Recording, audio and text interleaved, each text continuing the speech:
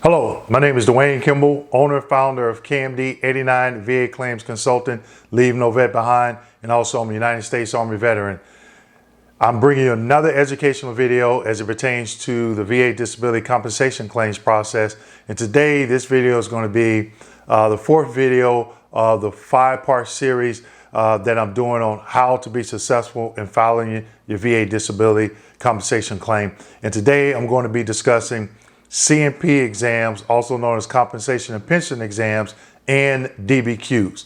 So I hope you followed or viewed my previously 3 videos where I'm going to bring you from start to finish, from part 1 to part 5, from start to finish of the VA, how to be successful in filing your VA disability compensation claim. So if you haven't watched the other 3 videos, I would suggest you hit that stop button, go watch the other ones, and follow part 1, 2, 3, 4, and then 5. So today I'm going to be discussing compensation and pension exams and DBQs. As it pertains to compensation and pension exams, one thing that I wanted to discuss was a couple of things, but first I wanted to mention something that I didn't do when I received that phone call about my first compensation and pension exam. And that was when they called, when my local VA C&P office called me and stated that they were tasked with completing some C&P exams for me and they need to schedule them. I did not ask the simple question, what exams do you want to schedule? Okay, I was just so excited. I just said, yeah, I can show up on this date, this time, and I went in and I was assuming that it was for everything that I claimed. Now, by this time, it was 10 months after I filed my claim and I was well educated on the 5 different ways of service connection. So I knew half the things that I claimed I wasn't going to obtain a C&P exam for because they didn't fall under one of the 5 ways of service connection. But the other half did. So when I got there, I did the exam, and when the examiner went through 4 conditions, and I was like, well, wait a minute, what about the rest? And he was like, well, this is all I have on my request to do. And I was like, oh, okay. So I left, and the rest of the day until I got back to work the next day, I'm thinking, why didn't they request the other exams? So I said, okay. So now I knew it was going to be an uphill battle. So the reason why I bring that up is because when I speak to a lot of clients and they say, hey, Dwayne, I got a call from the C&P office at the VA center or one of the 3 third-party contractors. And before I go any further, this was before the COVID-19 when the clients would tell me about they would receive the exam at their local VA C&P office. Okay, as you know, the C&P office is closed, still closed, and they're scheduling through third-party contractors. Okay, so whenever clients, they tell me that they received a call, especially from a third-party contractor, and they schedule some exams and what they could expect, first question I ask them, did you ask that particular company what exams are they scheduling you for?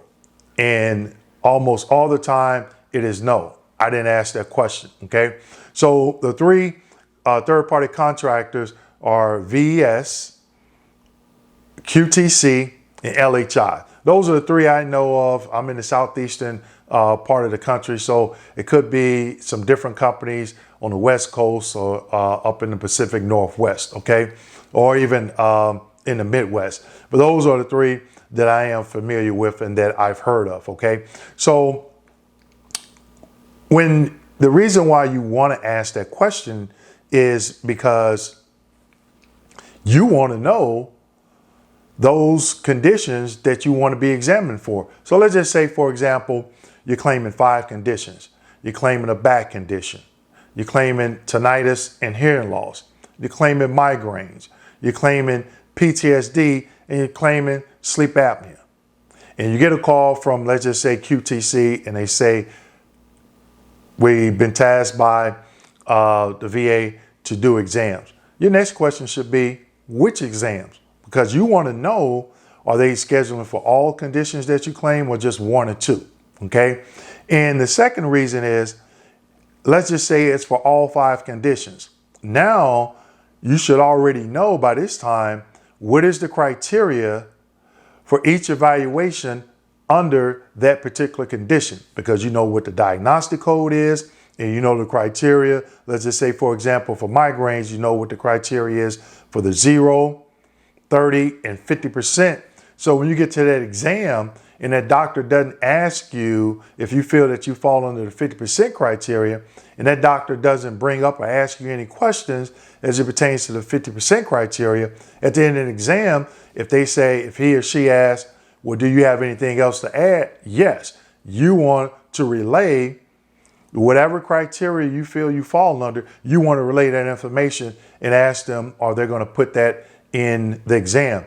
Because that is what goes back to the RVSR, and that's what they use to rate you. So if they service connect you or you file an increase, if they service connect you and you get a positive opinion, that's the information they're going to use, your answers to some of those questions on those DBQs at the CMP exam, to rate you at the 0, 10, 20, 30, 40, 50%, whichever the percentage is for the different criteria for that particular condition you're claiming. Okay, so those are the two reasons that you want to ask the question is, what exams am I being scheduled for? And like I said earlier, that's one of the mistakes that I made. I didn't ask that question, and I should have. Okay, so you want to keep that in mind.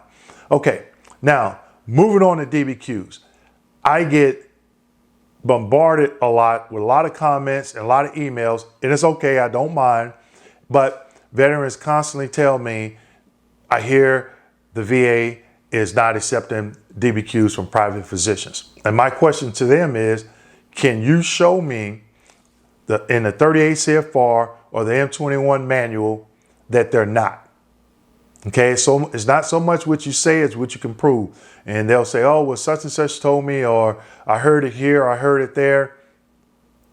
In the VA 38 CFR or the M21, show me that. And nobody can.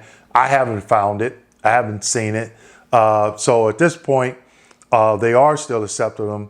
And I actually took time out this morning to go through the M21 and to pull out about 6 references that I want to share with you as it pertains to DBQs and non-healthcare providers, meaning your private doctor. Okay, so I have 3 slides and I'm gonna go through each one. I just want you to pay close attention to some verbiage that I highlighted in each reference. Okay, so slide number 1.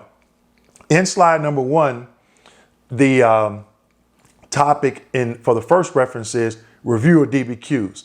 So as I mentioned in all of my in all my presentations, whenever I list a reference or CFR regulation, I always highlight the portion that I want to bring to your attention in red.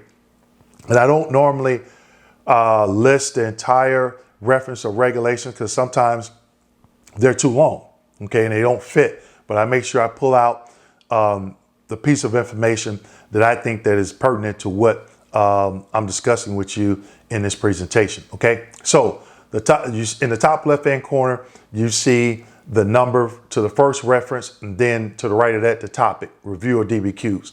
So down below, highlighted in red, DBQs completed by a licensed healthcare provider to include a nurse practitioner or physician's assistant are acceptable for VA examination. Okay, so nowhere in there did it state that VA is no longer accepting DBQs from private physicians. Okay. The second reference, the topic is DBQs completed by veterans who are physicians, healthcare providers. And you may ask yourself, well, Dwayne, I'm not a doctor. Why does this pertain to me? This is why, okay? First paragraph, it says, same criteria for reviewing DBQs submitted by a third-party healthcare provider. In the first part of that sentence, it states DBQ reports completed by these individuals, meaning veterans who are doctors, will be reviewed under the same criteria for reviewing DBQs submitted by a third-party healthcare provider. The third-party healthcare provider can be your provider, your private doctor, okay? Second paragraph, it is improper in VA practice to exclude evidence, meaning in this section it pertains to DBQs as evidence, okay? Decision makers must weigh the probative value of the evidence and discuss its probative value in the decision narrative. So what they're saying is the RVSR can't exclude basically a DBQ that you submit, and they have to, if they go with their VA examiner or a third-party contractor like QTC, LHI, or VES, and you submitted a DBQ and they chose those third-party contractors over your private doctor, they're supposed to discuss that, discuss its probative weight in the narrative decision. So for example, if the third-party contractor from QTC, LHI, or VES gives you a negative opinion with a DBQ, and you have a medical opinion with a rationale in a DBQ from your private doctor and it's positive, if they so choose to deny that, then they have to state why they use the evidence from the third-party VA contractor over your examiner. Okay, so that's called probative value. All right.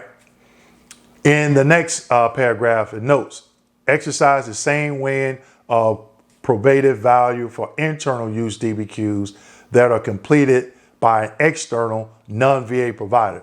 That means your doctor, they're supposed to weigh the evidence the same as if they were weighing it from one of their CMP examiners, okay? And then lastly, DBQs submitted from VA providers.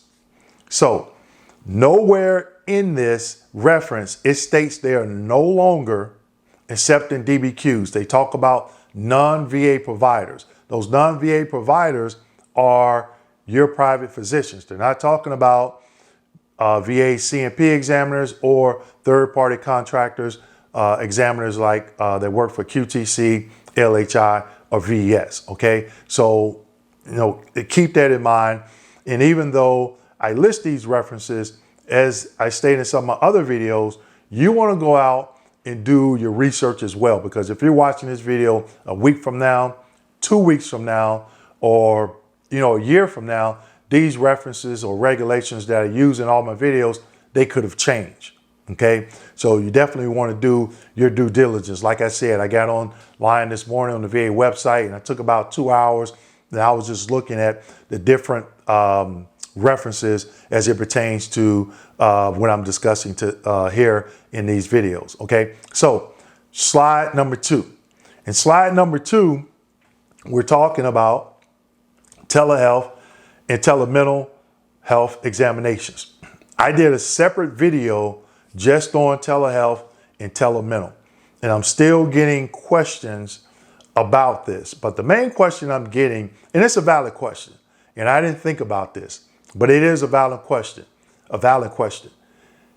Due to COVID-19, is the VA allowing veterans to do telehealth and telemental DBQs from their private physician due to COVID-19?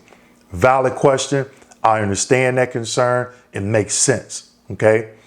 Now, like I said, I reviewed this regulation just this morning. Okay. And nowhere in here did it talk about COVID-19 as it pertains to telehealth and telemental examinations for private physicians. Okay. I'm kind of shocked that they didn't, but they didn't extend lift this restriction as it pertains to telehealth and telemental. So going through the two, the first one is telehealth. Telehealth or telemental health examination report is only acceptable and actionable for rating purposes when prepared by a VHA or VBA contracted examiner. VHA meaning Veteran Healthcare Administration. VBA is Veterans Benefit Administration. Okay, so that's the difference between the two.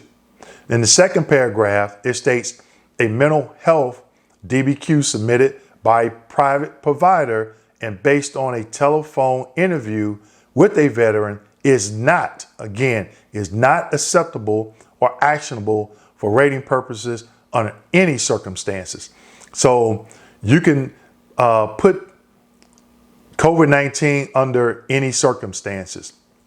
So, like I said, I don't agree. I think they should have lifted that restriction or made that exception due to COVID-19. But I guess the powers that be, I don't know if at the VA they didn't think about it or they did, and they were like, no, we're not going to make an exception. Okay, but I understand veterans' concern as to they should have. Okay. So you want to keep that in mind. And this is a reference that I'm going to continue to monitor because things could change, especially with this COVID-19 pandemic. I know some states, they're still climbing a little bit. Some states are still steady. And the VA is opening up for appointments, but the CMP offices haven't opened. Okay. So definitely this is a particular reference I'm going to keep my eye on here in the upcoming weeks. Okay. So I said have 3 slides. Slide number 3. In slide number 3, out of all these references, this is the one you want to pay close attention to. All of them you want to pay close attention to, but this one is what really sticks out. Okay. So as you see the reference, and then it states discontinuance of publicly available DBQs. In April 2020, VA discontinued making DBQs available to the public. I'm going to read that again. In April 2020, VA discontinued making DBQs available to the public. If the evidentiary record contains a privately completed DBQ, jury claims processors must follow, the following one or all of the following bullet comments you see down below. But what I'm pointing out is they stated, they discontinued making DBQs available to the public, but nowhere in this reference does it state they state we're no longer accepting DBQs. Okay, from privately completed DBQs. Okay, it doesn't state that. All right. And in the next reference, it just talks about the authenticity of DBQs. Although VBA, meaning Veteran Benefits Administration, and VBA is the individuals, that's the administration that handles all the rating decisions.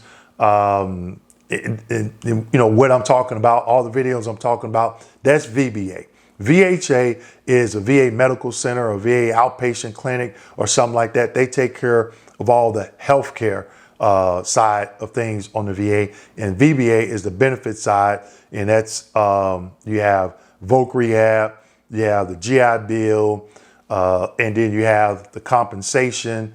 All of those fall under VBA. Okay, so although VBA discontinued making DBQs available to the public, all privately completed DBQs, again, all privately completed DBQs that continue to be submitted remain subject to validation to confirm the authenticity of the information provided.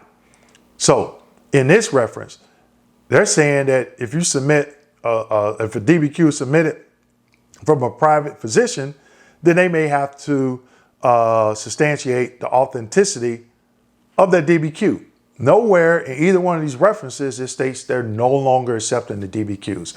So I always tell people or veterans, you have to become educated. You have to go out there and you have to do your research. But keep in mind, these references change. They could change. And you have to stay up to date on them. So I even try to go through at least devote 2 or 3 hours every couple of weeks or something. It's just trying to go through and look at some references. And if I'm completing a particular educational service for a client, I may be in this manual, M21 manual for 2 or 3 hours. And when I'm in there, I'm looking for change dates for different references. something may have changed, and then I'll copy and paste them and I'll save them in a private folder, and then that way I can reference back to them. So if something does change, I want to see exactly what part of that reference changed. It could be a sentence. They could have removed a sentence, or they could have added a sentence or something like that. And you always want to be educated, because it may impact what you're trying to do before the VA. And that's another reason why you definitely want to be educated. Okay. So again, I talked about a couple important questions to ask when you get that call from the CMP exam. What exams have been scheduled? If it's through QTC, LHI, or VES, if that representative states that they don't know, then the next question should be, who at your company or who in that office can confirm with me before I show up? Okay, because you want to go through and do your research on that particular diagnostic code criteria, which you should have already done. Okay, before you even submitted your claim, you should have already done that. So you're able to educate yourself, and then you can just review it to make sure you see, okay, where do I fall? Under this particular condition, do my symptoms, do they warrant a 0, 10, 15, or whatever? Okay. And then we talked about the DBQs. I showed you 6 different references as it pertains to the DBQs, and nowhere have I found that the VA is no longer accepting DBQs, but also they're still not accepting telehealth or Tele-mental DBQs completed by your private physician. Okay, so before you run out and you spend that money to have your doctor complete it, and you do it over the phone, take a look at that regulation just to see if they did change it, and especially if they changed it, made an exception due to, excuse me, due to COVID-19. So you have the references there. Like I said, this is part 4 of a 5-part series of how to be successful in filing your VA claims. And I'm bringing you from the beginning of the process all the way to the end. Okay, so now you should have already submitted your claim, got word. Okay, I'm scheduled for a CMP exam, and that's what I just talked about. Okay, understanding the importance of what you need to ask before you go to that CMP exam. All right. So with that being said, please like this video, subscribe, hit that notification button, and also share with your other fellow veterans. Continue to be safe during this whole COVID-19 pandemic. Please have a safe weekend. Thank you for your service, and I'll see you in my next educational video.